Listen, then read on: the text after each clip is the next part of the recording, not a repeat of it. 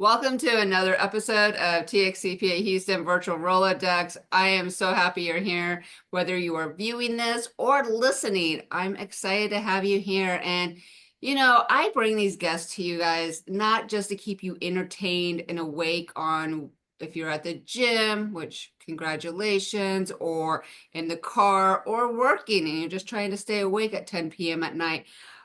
Today's guest, I think, is going to be one of your favorites. You're going to want to save this podcast because I have a CPA comedian who is just going international in the universe of coaching and speaking.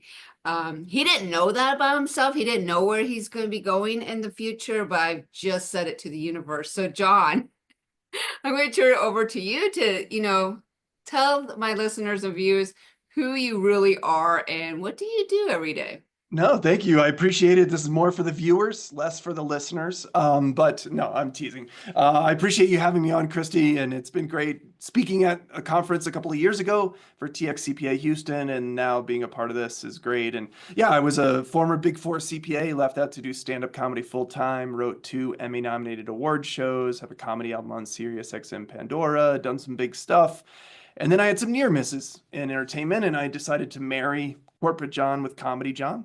And so that's really where a lot of the speaking came from, MC, keynoting conferences or all staff events as well. But then people were like, oh, we need more John. So now there's one-on-one coaching, got certified in integral coaching, which is more of a holistic approach to coaching, and something we'll jump into in a little bit of just the difference between mentoring and coaching, because there's a huge difference in this space. People mix it up. And then also leadership retreat facilitating, which is also something that I do in a unique way. So yeah, so it's been really fun just helping humanize the profession and just professionals in general, that behind that job title is a human being that has other dimensions to who they are. And you're not an accountant, you're a human who does accounting.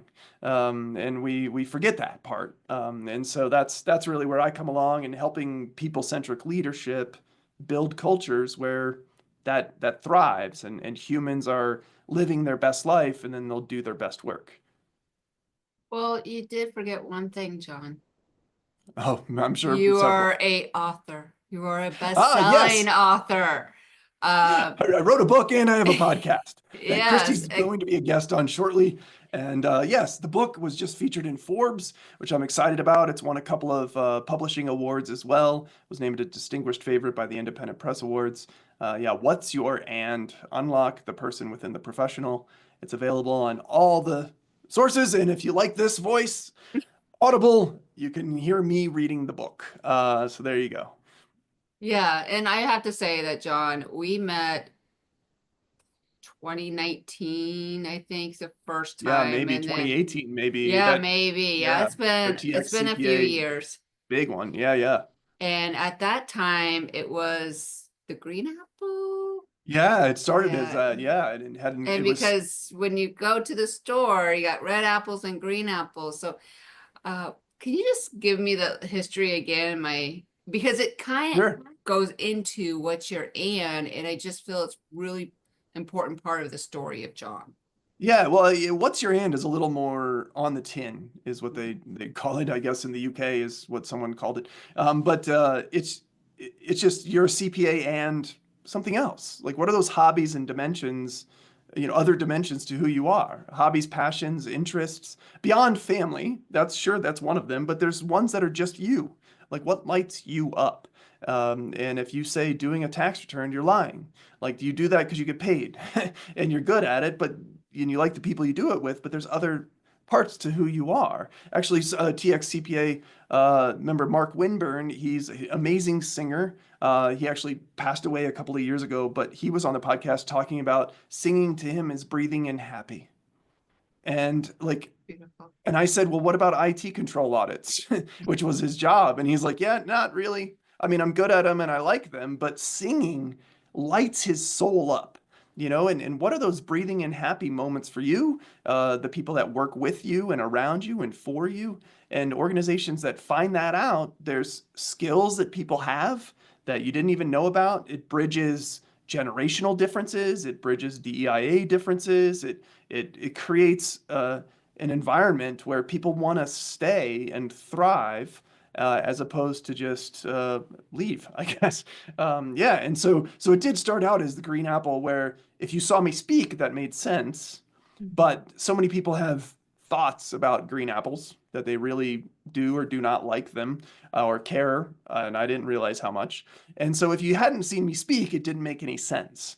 And so that's where I morphed it in from the Green Apple podcast to What's Your And, because it also fell in line with the book and the podcast and the keynote and all that. So it's all one brand, one thing. People don't have to remember different names of different things. Just go to what'syourand.com and it's all there. Super easy. Well, and what's beautiful is I do refer to your book.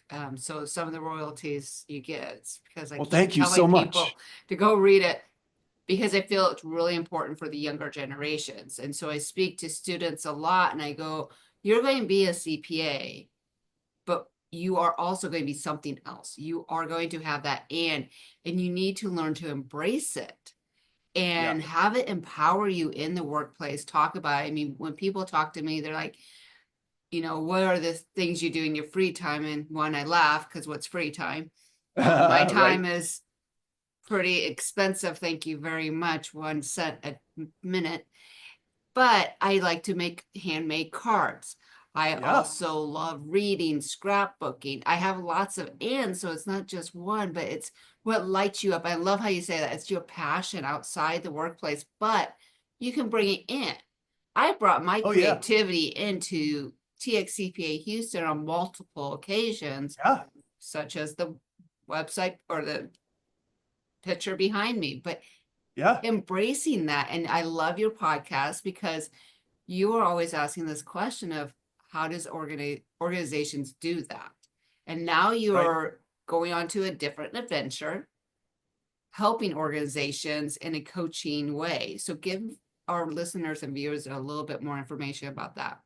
Yeah, sure. Yeah. So, I mean, the speaking and then the implementation of this, people are like, well, how do we do this on the regular? And I really do it through the employee journey map of before a student or a person has heard of your organization, they've never even heard of you. What does that journey look like through their eyes, from recruiting, onboarding, employee experience, and then even exit? What does it look through their eyes? Not, oh, we do this and we do that and we do, yeah, but does anyone open that email? Does anyone even like that thing? Does anyone even care? Does anyone even come to that activity? So I want to hear it through their eyes, and let's put it, get into their shoes, and so it's really working through that, and getting a little more in depth, but really taking the time to just step back and look at what are the experiences that we're creating. And I mean, I had one client that I worked with before me.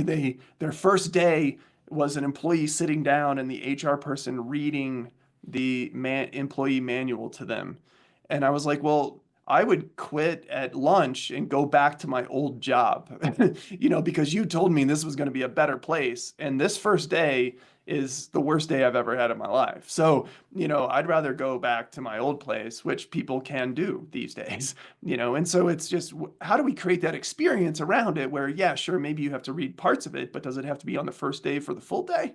Probably not. And so it's, how do we get creative and co-create it with you, where I don't come in and tell you all the ideas because I don't know what works at your firm or in that office of your firm. So I have ideas, but so do you. So let's co-create this. And then people were like, well, have you ever done leadership coaching? And I said, no. But I didn't want to just hang the shingles. So I went out and got certified in integral coaching, which looks at a holistic approach. There's a lot of back end work that I do uh, when coaching someone, but it's really just what's a specific topic you want to work on, and then how do we develop those muscles so that then you can take that unconscious mentality, make it conscious, let's tweak it, and then let's plug it back in. And so how do we on a specific topic? So we're not working forever. I'm not a therapist, but we're working on one specific topic. And how do we take what got you here and transcend and include it, but go beyond to your new way of being. And so I really like it because it's a holistic approach to coaching. And I feel like in this space, a lot of people are retired people that come in as quote unquote coaches and tell you what to do. And that's a mentor, that's a different thing. A coach is someone that comes alongside you and is curious and helps you to see things that maybe you didn't see earlier, but doesn't have all the answers. And so that's what a real coach is. And so that's why the clients that I've had have been like, oh wow, this is different than what I've heard about in the past. And I'm like, well, that's good because you're going to actually do it now. Like if someone comes in and tells me what to do, I turn into a 5-year-old and I don't do it. Even if I know it'll be the best thing ever, I'm not going to because you told me to. But if you have a coach that's alongside you and you're co-creating it together, then yeah, you're going to adopt it quickly. And the transformation is 3 or 4 months. It's amazing how quick it is. And lasts as well. And then also retreat facilitation. Oftentimes partner retreats or leadership retreat where they want to get new ideas out. A lot of times it's a consultant that comes in and again tells you what to do, where I come in as a conduit and allow the ideas and hold space for everyone in the room to be able to share the ideas and flush them out and get creative on, okay, what is the best next steps? Who's going to do what by when we walk out the door, but getting those ideas out so that then we know what we're playing with is really, really important. And so, yeah, so it's been kind of cool to step into my own power based on clients asking, hey, like, how can we get more John Garrett? And it's like, oh, I didn't know you would want more. Okay. Type of thing. And so, yeah. So now that I have the things on the shelf to buy or to at least have a conversation about, then people are more open to, oh yeah, a little bit of that, a little bit of that. Not so much this. Okay, cool. Whatever it is that, however I can help. But it's such a huge issue now with attracting and retaining talent and keeping people engaged and succession planning and all of this where, we've forgotten the humans behind the work. And so it's kind of just pulling that out into the center and shining a light on that and then watching all the good things happen from that. Well, what I love you saying is it's a muscle. And we know that to strengthen a muscle, you have to practice, you have to train. And so as a coach, you're helping them through that and understanding what can happen if we come together. And we've talked about this a little bit in the past. And the thing I like about what you're saying is you're working together. You're not working for them. They're not just taking the information, saying, yeah, we'll do it, and then putting it on the shelf. It's how do we make this happen? Because I think I see a lot of things happening that we're like, yes, we will do that. And then you get to the next meeting. Did you do this? No. Right. Because they weren't involved. They were told to do it, or they were recommend. We recommend this. Well, great. I don't know how to do that, and I don't have time because I'm busy. But when you have someone who can help you, like, is this really going to work with our culture? Because guess what? Right. What works for IBM as a corporation is not going to work for a 4-person office. I mean, it absolutely.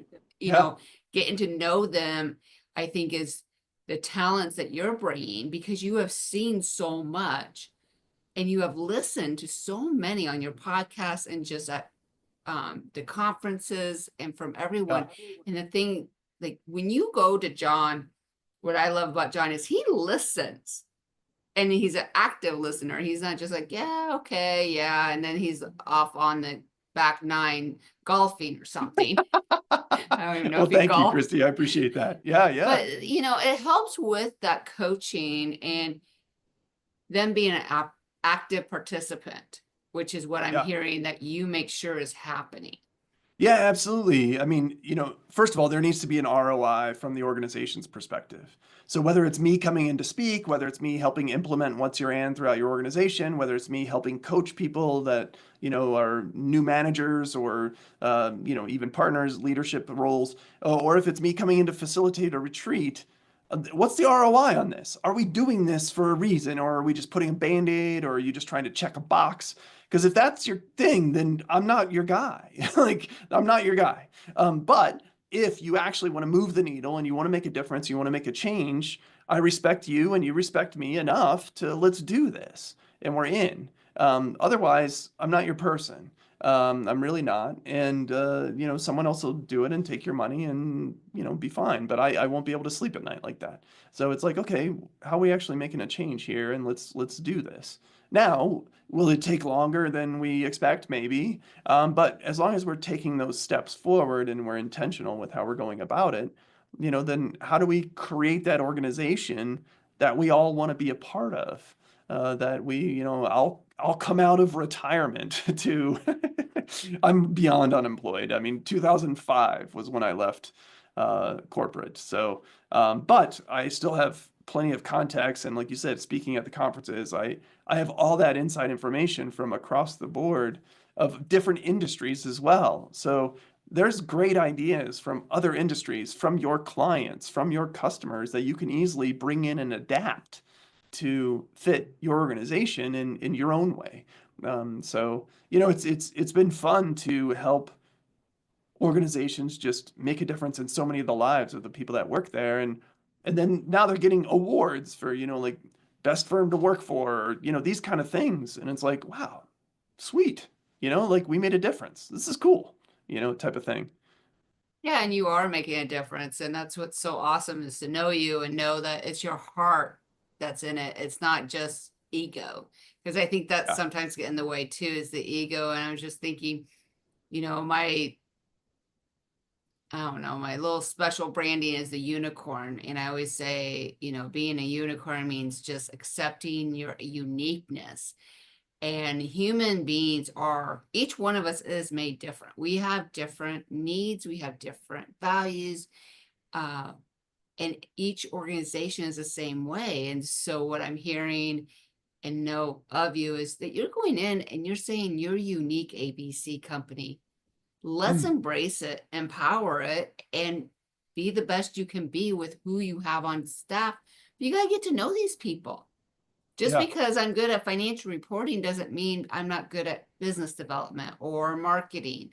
Our brains are made for more than just one thing. And some Yeah. people just want to do the one thing. They just want to do payables.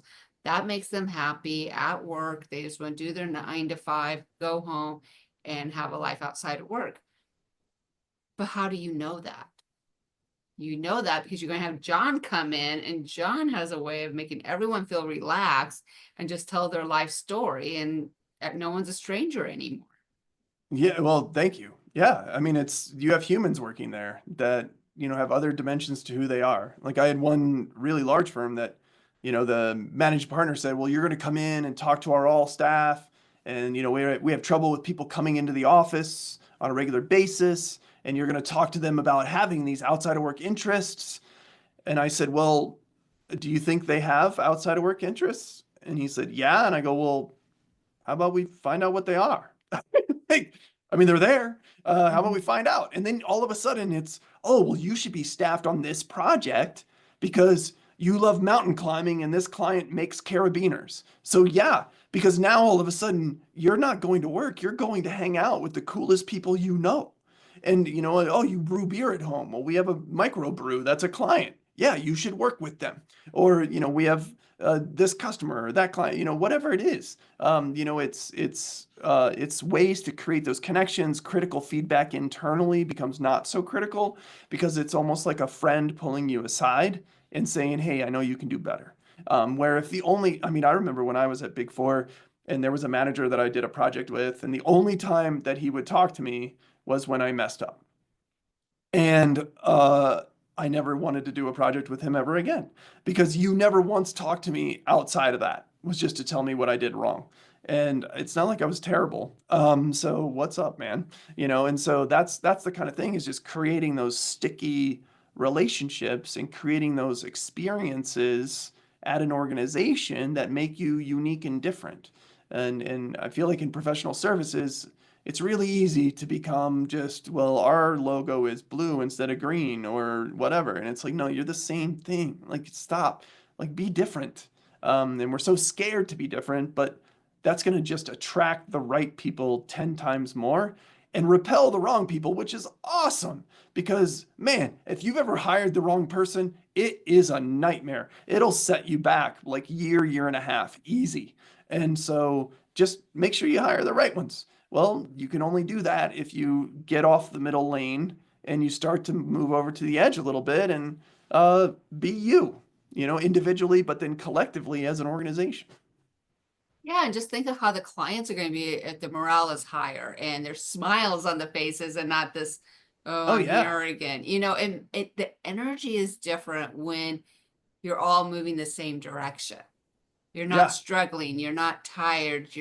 So many studies have proven that when you have a culture at work that's happier, and I'm not saying it has to be happy 24/7, Oh, that's no, not at all. impractical, Yeah. but when it's a better culture, people are not out sick. Right. They, treat each other and the clients or other, Yeah. stakeholders better. So your Yeah. revenue goes up. I mean, it just, to me, makes common sense. But I always say there's no such thing as common sense, because if there was, we would not be in the shoes that we are in right now. It'd be more common. But yeah, Yeah. but it's just making sure that, everyone's living their best life and moving towards their highest self. And if you have people that are doing that, then everything good's going to happen, including being mega profitable. Yeah. So, because everyone's so focused on, oh, well, revenue generation, revenue generation. And it's like, yeah, but when you're leaking out the back like a sieve, then it doesn't matter what revenue generation you have. And every time somebody leaves your organization, it's 2 to 3 times their salary. So do the math. How many people left in the last year? Times what's the average salary, times let's just say 2 to make it easy. We're in millions of dollars. So like that's a lot of money. So, maybe you didn't get that in revenue, I guarantee it. So how about we like look at that side as well? And then all of a sudden it's like, oh wow, and it's a better organization and we got more revenue and we significantly reduced our expenses. And so it's just all because of just looking at the humans that work here and making sure that they're living their best life and doing their ands. And if you make sure that people are doing those things, they're going to be happier, more productive, and more successful. Well, and humans are your largest intangible asset. Oh, We're not yeah. allowed to put the value of the human being on the balance sheet, but we're allowed to put the liability of, pensions and payroll on the balance sheet. Just say I have a little problem with this. I have thought about that way too much, I know. But Yeah. that's the thing. They're our biggest asset. And sometimes Oh, we yeah. treat them as such a minimal thing, like, oh, whatever. If Joey leaves, we'll be fine. Well, yeah, but you're going to have, there's, But you're not. I mean, yeah, you're you're not not because going there's a to ripple be, effect from that. yeah. And, how are you investing in your asset? If you run a manufacturing organization, you're investing in those assets tremendous. I mean, oiled and maintenance, and I mean, you're shutting down whole lines to do maintenance on a routine basis. How are we shutting down lines to do routine maintenance on our people? How are we doing that on a regular basis to make sure that that's happening? And how are we investing in them beyond just salary and benefits? And it doesn't have to be expensive things either. I mean, there was a study done last year. It was at Johns Hopkins University. They found that 40 seconds of genuine interaction on a daily basis, just 40 seconds, can lead to greater sense of belonging, less anxiety, and less loneliness. Well, I would think that if you had less loneliness, greater sense of belonging, and less anxiety and depression, then you would be a better professional. So, how about just 40 seconds a day of just genuine interaction? And what's your and is an easy thing. Hey, Kristie, I know you love making cards. What's one that you've made recently? And then you show me, and I go, wow, that's really cool. And then you go, yeah, isn't it? And I go, oh, and then it's 40 seconds. We're done. I mean, that's it. I mean, it's like, it's literally that simple. It's ask and then 1 or 2 follow-up questions, and then a polite close to the conversation. And right there, that little thing, if you do it on a regular basis, becomes a huge investment in your people. Yeah, you get to know them and you get to see how they are with their passion and how they light up, so that when they are having that bad day, you can take them to the side and say, "Are you okay?" And they know you care. That's the Right. thing, is I was in corporate world and I remember the fakiness. And it's just like, you don't Yeah. care what, I don't care. I'm not going to share because you don't care. But John, we're coming to an end. So I want you to answer the question, Uh-oh. why should everyone have you in their virtual Rolodex? Because Kristie says so. That's enough. That is enough. Okay. You Well, have gone not through so everyone many. should. Not That everyone is true. should, You talked actually. about So that. I will say that, and I'm going to guess you've never had that as an answer. I'm going to say not everyone should. If you don't care about your people, then don't have me in your Rolodex. If you don't care about humanizing the workplace or seeing or valuing the people that are around you as humans, then don't have me in your Rolodex. If you don't value laughter and engagement and thinking through things a little bit differently and creatively, then don't have me in your Rolodex. But if all those things apply to you, then yeah, reach out. I'd love to have a conversation and see where it might go, just out of curiosity and just to have that fun conversation to just explore what's possible. Yeah, and his information will be in the show notes, so you can contact him.